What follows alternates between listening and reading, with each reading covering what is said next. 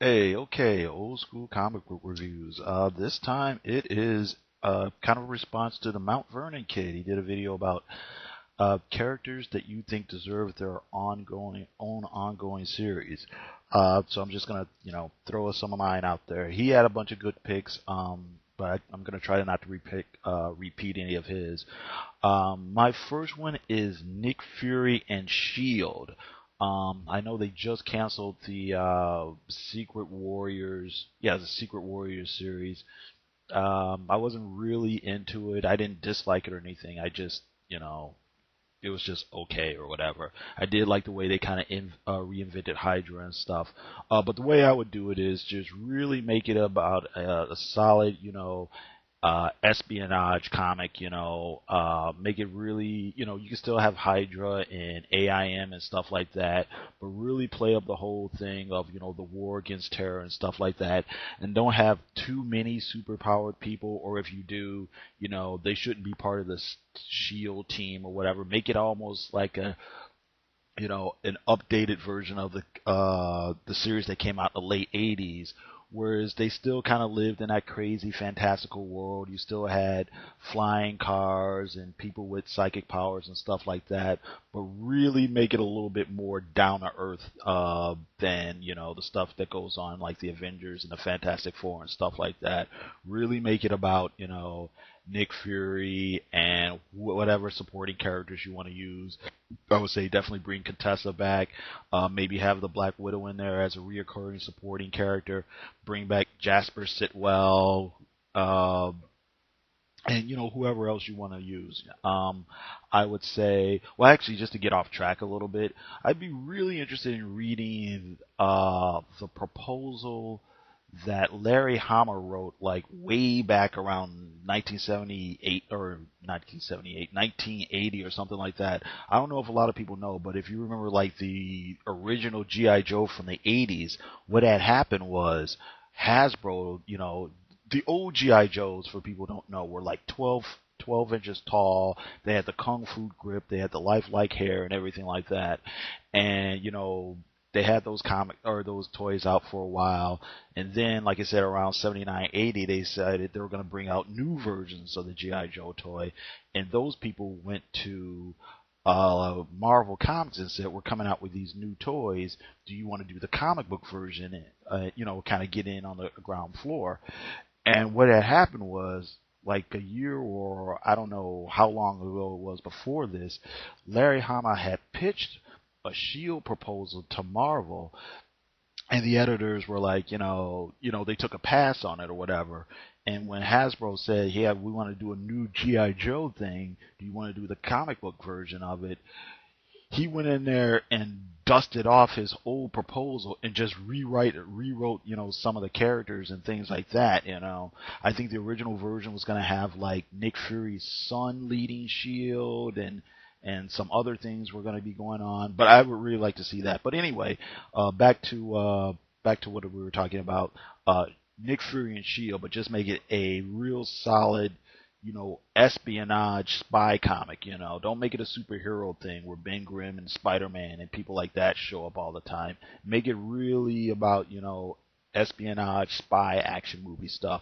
Okay, next, Doctor Strange. I know there was a Strange miniseries not very long ago, but that I wasn't feeling that. I read the first issue. It was written by Mark Waid, and it had something to do with Mark. Doc's at a baseball game and people were playing baseball, but really it was an illusion, and there were really monsters playing baseball. And I don't know, I wasn't feeling it at all. The way I would do it, I would either do it the way he did it back in the '70s, where it was like this weird, trippy, psychedelic type thing. I mean, that would really be interesting to me if you had the right artist on it. But I'm not so sure that that's what people, in the 21st century really want to read. So I say my next thing is make it kind of like they did it when they had the Marvel Knights version of Doctor Strange a few years back, where it was almost kind of vertical-esque, and it's still about mystery and weirdness and things like that, otherworldly and other beings and stuff like that, but it was still grounded in a plausible way. Make it so that it was, something that people who like horror movies and mysticism and things like that can enjoy it. That's what I would have. And, bring back, have Wong in there. Bring back the girl who was his assistant in the Mark Waid series. Maybe, I know Clea's dead, but, maybe you could bring back Clea some type of way, and you could still have Baron Mordo and references to like the Ancient One and stuff like that in there too, but just do it in a more modern type of way. Next, Alpha Flight. I don't know what to say about Alpha Flight. Alpha Flight, I think, is a really great idea, but I think it hasn't been done well in like almost 20 years. I hate to say it like that, but you know what I mean. The last time it was really, really, really interesting was when John Byrne was drawing it back in the mid 80s or whatever. But the way I would do it, I would say bring it back. Have those classic Alpha Flight characters, and then bring back some of the newer characters they brought out when it was when Sasquatch was leading a team, and they had the new Puck, and they had uh, uh, all those characters, and Nemesis came into it, and so on and so forth, and kind of blended it, but really push it or play it like they're major league players. Really make it so that they're like Canada's Avengers or Canada's Justice League. You could have all kinds of crazy conspiracy stuff going on with Department H, and just really have them have their stories that feature their versions of Doctor Doom or Galactus. Have them do their Dark Phoenix saga, their, Dark Side. Just don't play it like they're the second-rate team from Canada.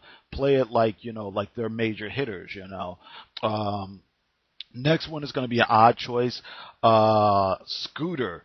For people who don't know, Scooter was this kind of teen comedy thing that DC did like in the late 60s and early 70s. The only reason I even know about Scooter is from like going back and like tracking down like old DC comics from the early 70s and being able to get a hold of some of the original issues that were originally published then. And you're reading the comic and you're flipping through there and you're looking at the ads, and of course they got ads for other DC comics, and you see the obvious stuff: Superman, Batman, Sergeant Rock, House of Mysteries, and then there's like comedy stuff in there like Scooter or whatever. And that just I don't know, it just looked like the most bizarre thing to me, so I tried to find out about Scooter. I'll be honest, I've only read like a couple of the actual comics or whatever, but from like doing research or trying to find out about it, I guess it started out as this thing in the like mid 60s or whatever, where they were trying to capitalize on the kind of British invasion pop things, like the Beatles and Paul McCartney and the Herman's Hermits and all those type of groups there. And originally Scooter was supposed to be like this teenage pop star from England, and then he comes to live in America in a small town and goes on wacky hijinks and stuff like that. And then after a while, they kind of played down that aspect and just made it more of a like Archie and Jughead type thing. My idea though would be like get Amy Hernandez from the Hernandez brothers from Love and Rockets to do it. And just make it, make it the goofy kind of teen romance, wacky hijinks comedy thing. You can bring in the pop music aspect, but also have it kind of pseudo-realistic kind of, relationships and problems and social things and stuff like that, and really play it to like maybe that college age crowd, that wants something different, that wants to read comics, but, might not care about Wolverine or Deadpool or Lobo and stuff like that. And just play it that way, make it okay or safe enough that high schoolers could read it too, But, just play up that kind of almost hipster angle, play it toward that, Scott Pilgrim crowd or whatever. And I think they could have a real, success with something like that, Next, AntMan. And the way I would do it is I would have it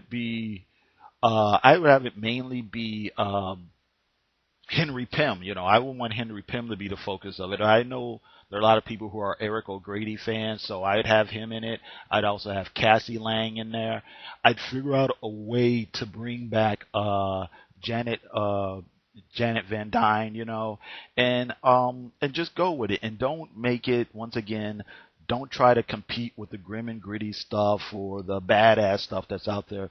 Make it a crazy science fiction thing, Make it like Doctor Who meets, superheroes or whatever, you know.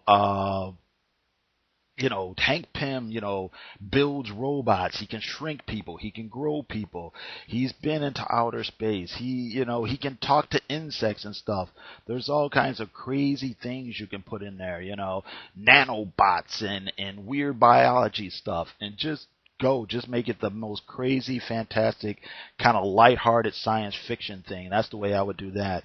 And then my last choice is Cloak and Dagger.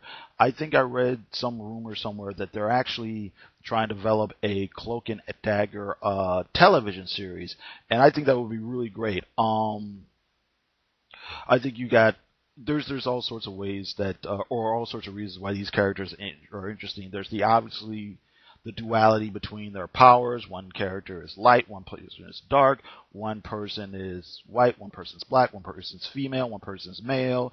There's the whole thing of them kind of being late teenagers, younger adults, trying to protect other kids and other people that are in the streets, runaways, drug addicts, fighting against the mob and things like that. And I think, each issue or each episode or whatever, they can deal with, various aspects of, street life and social issues and things like that. And I think that would be, with the right writer, I think it'd be really good. Okay, and those are my choices. I got to thanks a lot. Thank you very much for listening. Let me know what you think, and you have a good one.